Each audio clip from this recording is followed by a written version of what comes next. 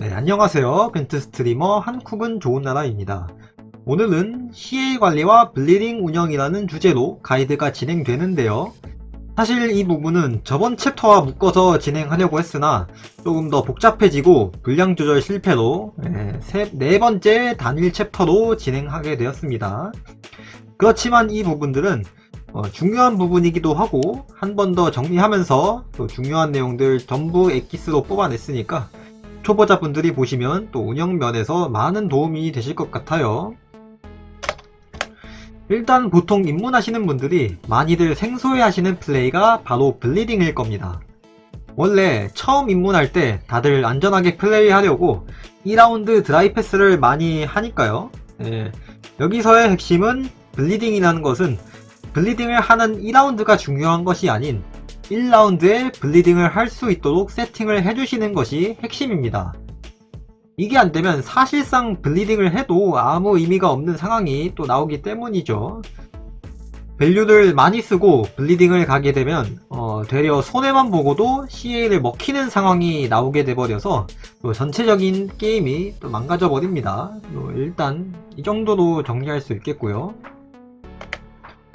용어는 이전 영상마다 조금씩 올리긴 했지만 처음 보시는 분들을 위해 한 번 더 짚고 넘어가겠습니다. 일단 CA, 상대와 나의 카드 개수 차이죠. CA가 중요하다는 사실은 대부분 아실 텐데 이 차이를 어떻게 벌리느냐가 바로 핵심이겠죠. 또 하나는 블리딩, 1라운드를 이기고 2라운드에 카드를 소비하면서 상대를 강제로 압박하는 행위를 말합니다. 이번 강의의 핵심이기도 하죠. 상대의 플랜을 방해하고 키카드를 제 밸류를 못 내게끔 함으로써 리스크가 좀 있는 플레이이기는 하지만 굉장히 좋은 전략이자 승부처이기도 합니다. 무난히 3라운드를 가게 되면 지는 매치업도 분명히 존재하니까요. 자, 본격적인 내용으로 들어갈 건데 CA 관리에 대한 부분은 역시 선우공의 유무와 밀접한 연관을 지닙니다.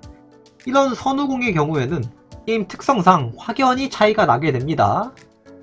선공으로 시작했을 때 가장 중요한 부분이자 최우선 목표는 상대에게 CA 압박을 당하지 않는 것입니다. CA 압박이 이어지는 순간 그것의 스노우볼링이 2라운드, 3라운드에 이어져서 게임을 질질 끌려다닐 수밖에 없기 때문이죠. 이것을 미연에 방지하기 위해 기본적으로 상대의 제압기와 큰 밸류 카드를 파악하고 최대한 안전하게 1라운드를 진행해야 합니다. 이러한 압박감은 선공 쪽이 자주 선패스를 하게 되는 원인이기도 합니다. 핵심은 1라운드 선공인 상태에서 CA 손해가 나지 않게끔 덱 카운팅을 하는 플레이가 요구된다는 거 꼭 기억해 주시고요. 이제 블리딩 운영에 대해 알아보겠습니다. 아까 도입 부분에서 말씀드린 내용 기억하시죠? 블리딩 자체가 중요한 것이 아니라 블리딩 준비 단계가 더 중요하다는 거. 그래서 블리딩 운영은 1라운드 골드카드 절약이 필수적이라고 할 수 있습니다. 특히 선공일 때는 더더욱 그렇죠. 블리딩의 핵심은 밸류를 아껴서 2라운드에 폭발시키는 것이 가장 이상적인 그림이라고 할 수 있습니다. 그래서 멀리건도 효율 좋은 브론즈 카드 위주로 구성하고 골드 카드는 상대 밸류를 따라가는 카드들을 또 많이 가져가게 되죠. 3라운드 지향형 골드 카드를 빼는 것도 또 방법이고요. 여기서 주의할 점은 상대가 골드 카드를 쓰면 이에 맞춰서 비슷한 밸류의 골드 카드를 맞춰 써줌으로써 적절한 선의 밸류 소비를 해주어야 됩니다.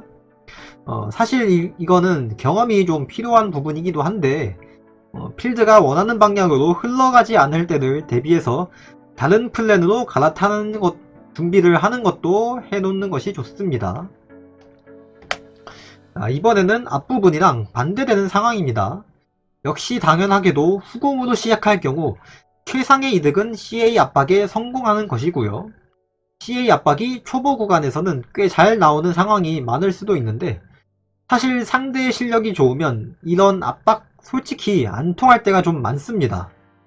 제압기로 상대의 큰 유닛을 자르지 않는 이상 뭔가 상성 자체가 많이 유리해야지 압박할 상황이 또 나오는데 그 외에는 압박을 하다 보면 골드 카드를 너무 많이 소비하는 실수가 이루어질 수도 있습니다.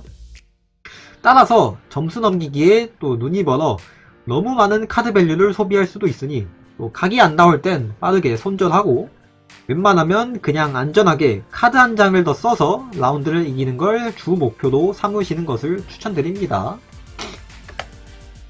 이렇게 1라운드에 적당히 약한 밸류를 써서 이겼으면 또 블리딩 각이 나오게 됩니다. 2라운드 블리딩 운영은 상당히 간단한 편입니다. 최대한 골드 카드를 많이 가져간다. 많이 가져가서 밸류를 폭발시킨다. 이 두 가지가 핵심입니다. 당연히 블리딩을 하게 되면 2라운드는 오프너 카드를 한두 장은 꼭 가져가 주셔야 되고요. 이후로는 3라운드를 진행하듯 밸류 카드를 써주면서 라운드를 진행하시면 됩니다. 밸류를 잘 아꼈고 정상적으로 골드 카드가 손에 잘 들어왔으면 또 역으로 상대에게 CA를 뺏기는 일은 많이 없겠죠. 또 이건 또 한 가지 팁인데요. 카드가 8장 이상에서 라운드를 시작할 경우 블리딩을 안 하는 척 애매한 밸류의 카드를 던져 상대에게 페이크를 주는 법도 한 가지 방법입니다. 애매한 카드를 던지면 상대도 헷갈려서 드라이 페이스인 줄 알고 약한 브론즈들을 던질 때가 꽤 있기 때문입니다. 또 가끔씩 통하는 상황도 있으니 또 한 번쯤 해보시면 좋을 것 같아요. 자, 블리딩을 들어갔으니 블리딩 라운드 패스 타이밍도 알아야겠죠. 보통 블리딩 패스 타이밍에는 4가지로 나눌 수 있습니다.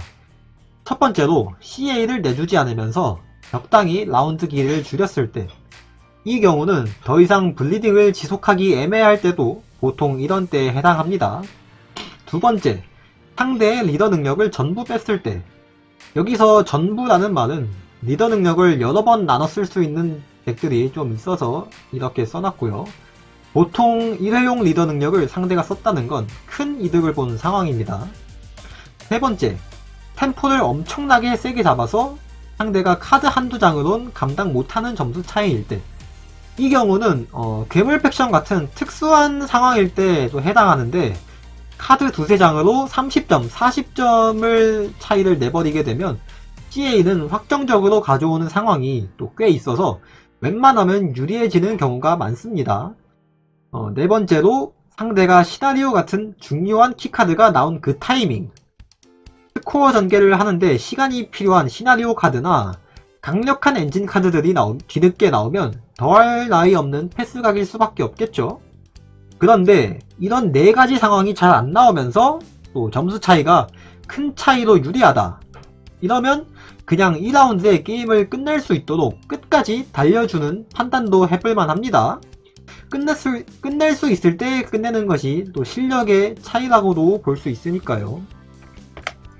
네, 이 부분은 살짝 번외로 가볍게 만들어 봤는데요. 블리딩을 잘 막는 방법이라고는 하지만 사실 이것에 대해선 딱히 정답이라고 할 방법이 없습니다. 블리딩을 강하게 당하지 않도록 1라운드에 플레이를 잘 해서 상대의 골드카드를 많이 소비한다든가 이런 거겠죠. 이런 예방을 하는 것이 또 가장 바람직한 것 같습니다.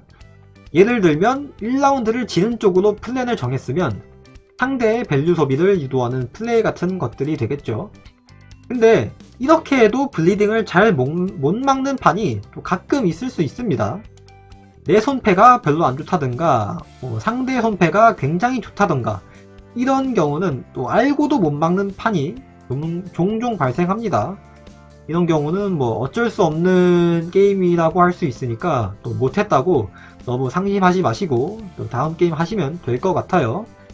만약에 블리딩을 막았다면 역전을 위해서 템포 좋은 강력한 카드들을 최대한 남겨서 3라운드에 진검승부를 노리시는 것도 좋은 방법일 것 같습니다.